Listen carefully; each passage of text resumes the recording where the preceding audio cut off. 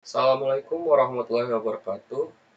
Perkenalkan, nama saya Reski Graha Prakasa dengan NIM Stambuk 13020202905 dari kelas A6. Di sini, saya akan memaparkan salah satu tugas komputasi paralel mengenai pengantar komputasi paralel. Yang dimana, apa sih itu komputasi paralel? Komputasi paralel sendiri merupakan jenis komputasi yang melibatkan penggunaan beberapa sumber daya pemrosesan secara bersamaan untuk menyelesaikan tugas yang kompleks. Konsep dari komputasi paralel adalah konsep yang berlawanan dengan komputasi serial, di mana tugas-tugas dieksekusi secara berurutan. Dalam komputasi paralel, tugas-tugas dapat dipecah menjadi subtugas yang dikerjakan secara bersamaan oleh beberapa unit pemrosesan seperti prosesor, core processor, atau bahkan komputer terpisah. Mengapa sih kita menggunakan komputasi paralel? Dengan menggunakan komputasi paralel, kita dapat meningkatkan peningkatan kinerja dengan menjalankan tugas-tugas secara bersamaan. Waktu yang dibutuhkan untuk menyelesaikan tugas dapat berkurang drastis. Lalu ada pengolahan data yang besar, di mana komputasi paralel sendiri memungkinkan pemrosesan dan analisis data besar atau big data dalam waktu yang lebih singkat. Penggunaan efisiensi energi, di mana komputasi paralel dapat menghasilkan efisiensi energi dan mengoptimalkan pengguna sumber daya. Lalu terakhir ada penyelesaian tugas yang rumit. Komputasi paralel sendiri memungkinkan penyelesaian tugas yang kompleks dan rumit dalam waktu yang lebih singkat. Adapun perbedaan paralel dan serial, di mana kriteria tugas pertama ada eksekusi tugas, di mana kalau paralel kita tahu dia akan melakukan tugas secara berurutan, sedangkan paralel akan melakukan secara bersamaan. Waktu eksekusi tugas di serial akan lebih lama, sedangkan di paralel akan lebih singkat atau lebih cepat. Lanjut ke peralatan khusus. Di serial, kita tidak memerlukan peralatan khusus, tetapi di paralel kita memerlukan seperti superkomputer atau prosesor paralel. Lanjut ke skalabilitas. Di serial tidak mudah untuk ditingkatkan, tetapi jika di paralel akan lebih mudah ditingkatkan dengan menambahkan prosesor atau sumber daya paralel. Lanjut ke aplikasi. Di aplikasi sendiri, untuk serial tidak memerlukan pemrosesan sekuensial yang intensif, tetapi di aplikasi yang memerlukan proses sekuensial yang intensif, yaitu di paralel. Dan mungkin contohnya simulasi kompleks, pemodelan cuaca, pemrosesan gambar, atau analisis data besar. Selanjutnya ada perbedaan sistem terdistribusi dan komputasi paralel. Di sistem terdistribusi sendiri, adapun konsep yang dipaparkan, sistem di mana sejumlah besar komputer dan sumber daya terhubung untuk bekerja bersama dalam jaringan yang terdistribusi. Sedangkan teknik komputasi paralel, teknik yang melibatkan penggunaan beberapa unit pemrosesan secara bersamaan untuk meningkatkan kinerja pemrosesan. Contoh dari sistem terdistribusi sendiri ada internet, layanan web, layanan terdistribusi, jaringan sensor terdistribusi. Jika dari komputasi paralel sendiri, contoh ada grid komputasi, cluster komputer, superkomputer. Adapun arsitektur komputasi paralel. Arsitektur dari komputer paralel, suatu sistem komputer yang terdiri dari beberapa prosesor atau CPU yang bekerja secara bersamaan untuk menyelesaikan suatu tugas. Arsitektur ini memiliki beberapa jenis, seperti shared memory, distributed memory, dan hybrid memory. Yang pertama, ada shared memory. Pada arsitektur shared memory, semua prosesor memiliki akses ke memori yang sama. Hal ini memungkinkan prosesor untuk berbagi data secara langsung tanpa perlu melalui komunikasi jaringan.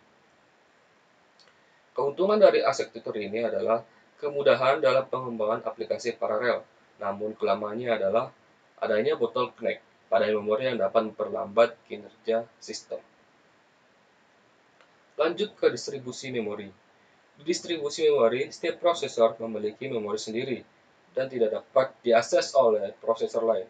Komunikasi antar prosesor dilakukan melalui jaringan, dan keuntungan dari arsitektur ini adalah skalabilitas yang tinggi jika adanya bottleneck pada memori, namun kelemahannya kompleksitas dalam pengamanan aplikasi paralel. Lanjut ke hybrid memory. Di arsitektur hybrid memory menggabungkan kedua jenis arsitektur sebelumnya. Beberapa prosesor memiliki akses ke memori yang sama, sementara yang lain memiliki memori sendiri dan terhubung melalui jaringan. Keuntungan dari arsitektur ini adalah fleksibilitas dalam pengembangan aplikasi paralel, namun kompleksitasnya lebih tinggi dibandingkan arsitektur share memory. Lanjut ke model pemrograman paralel.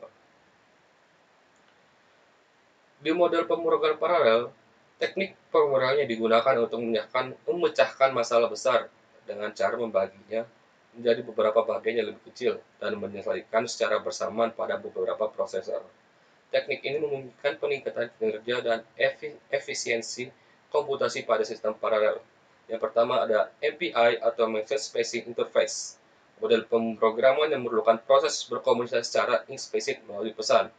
Ada OpenMP, model pemrograman yang menggunakan thread untuk menjalankan tugas pada satu prosesor. Adapun OpenACC, model pemrograman untuk akselerator seperti GPU menyertakan pengikut umum dan direktif bahasa C. Pemrograman paralel memerlukan pemahaman proses yang jelas seperti sinkronisasi dan koordinasi, dan dapat dilakukan menggunakan bahasa pemrograman seperti C, C++, Java, dan Python. Adapun jenis-jenis komputasi paralel yang sering digunakan. Yang pertama ada komputasi paralel pada jaringan atau network level parallelism, di mana komputasi paralel pada jaringan network level parallelism melibatkan pemrosesan yang terdistribusi di beberapa node jaringan. Ini terjadi ketika tugas atau komputasi diparalelkan melalui berbagai node atau mesin jaringan. Contoh penggunaan dari komputasi paralel pada jaringan yaitu grid komputasi atau komputasi terdistribusi. Contoh ketika membagi tugas pemrosesan kompleks menjadi beberapa bagian yang dikerjakan di berbagai mesin di jaringan. Ini adalah contoh komputasi paralel pada tingkat jaringan. Lanjut, komputasi paralel pada tingkat data atau data level parallelism. Komputasi paralel pada tingkat data atau data level parallelism melibatkan pemrosesan banyak data dalam tugas yang sama secara bersamaan. Ini adalah teknik di mana operasi yang sama diterapkan pada setiap elemen data secara bersamaan. Contoh, pengolahan gambar atau video, atau contoh umum dari penggunaan data level parallelism, misalnya ketika menyertakan efek tertentu pada setiap pixel gambar secara bersamaan. Anda menggunakan komputasi paralel pada tingkat data. Keuntungan dan tantangan dari penggunaan komputasi paralel sendiri. Jika kita melihat dari keuntungannya sendiri, yaitu meningkatkan kecepatan pemrosesan data dan efisiensi sumber daya, meningkatkan kemampuan untuk memproses data besar dan kompleks, menciptakan model simulasi real-time, melakukan secara bersamaan tugasnya yang lebih banyak dalam waktu yang lebih cepat.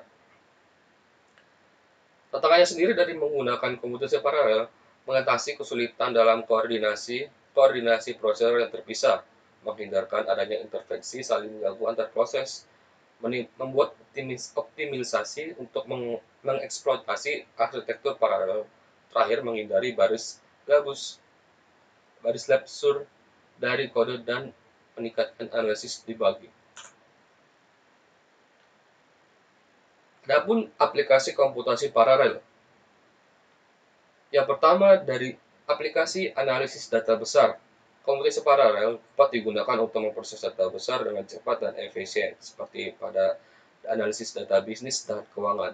Contoh aplikasi yang menggunakan itu seperti Apache Hadoop, Apache Spark, Microsoft Bay, dan lain-lain. Lanjut ke simulasi dan prediksi.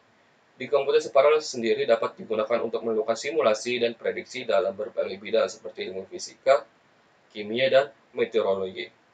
Terakhir, aplikasi dari grafik dan multimedia di mana dapat digunakan memproses grafik dan multimedia dengan cepat dan efektif seperti pada rendering, gambar, atau video. Contoh aplikasinya sendiri seperti Adobe Photoshop, Adobe Illustrator, dan lain-lain. Yang terakhir, adapun kesimpulan yang kita bisa dapat dari video ini, dari memaparkan materi ini, komputasi paralel telah menjadi bidang utama dalam ilmu komputer dan teknologi informasi. Meskipun memiliki tantangan tersendiri, penggunaan teknologi ini dapat menghasilkan efisiensi pengurusan data yang lebih besar, lebih luar biasa, dan berguna bagi banyak aplikasi dalam berbagai industri. Oke teman-teman, mungkin segitu saja yang bisa saya jelaskan atau saya paparkan.